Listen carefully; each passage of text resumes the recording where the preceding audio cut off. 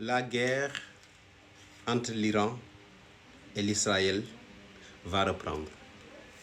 Va reprendre parce que le cessez-le-feu était juste un prétexte pour l'Israël et ses alliés de se réarmer, de préparer leur système de défense antiaérien. Mais les Iraniens ne sont pas restés bras croisés. Au cours de cette période, il y a eu énormément de bouleversements dans les alliances dans cette région-là. Et là, je vais vous dire une chose. Les Russes et les Chinois sont en train réellement de bouleverser l'ordre moyen-oriental et mondial dans la région dominée depuis 1945 par les États-Unis. Il y a tellement de très grandes coopérations qui sont déjà nouées. Regardez bien, je vous dis, une coopération totale, une coopération militaire, aérienne et navale entre les Iraniens, les Russes et les Chinois. Les bombardiers et les avions de combat russes et chinois auront un accès libre et de façon illimitée à l'espace aérien. Les vaisseaux militaires chinois et russes auront une facilité portuaire au niveau de Shahabar, Bandar Abbas et Bandar Boucher. Également, ça ne se limite pas à cela. Les Iraniens sont partis,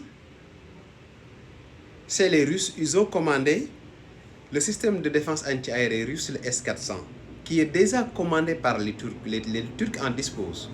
Donc, ce qui veut dire que cette petite pause est une course vers l'armement. Chacun se prépare parce que, il faut le dire, l'Israël ne pensait jamais que un jour, son territoire peut être détruit de manière aussi facile par n'importe quel pays du Moyen-Orient.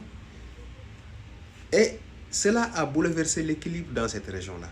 Aujourd'hui, les Israéliens les dégâts que les Israéliens ont subis, les médias même n'osent pas le mettre. Parce que ce serait une humiliation totale. Déjà, le mythe du dôme de fer, on n'en parle plus parce que le mythe s'est effondré. Mais ce serait une humiliation suprême si on laissait les caméras faire le tour des villes qui ont été bombardées. Et je vous assure que des laboratoires de, je peux dire, 70 ans de recherche, d'échantillonnage dans tous les domaines ont été réduits en cendres.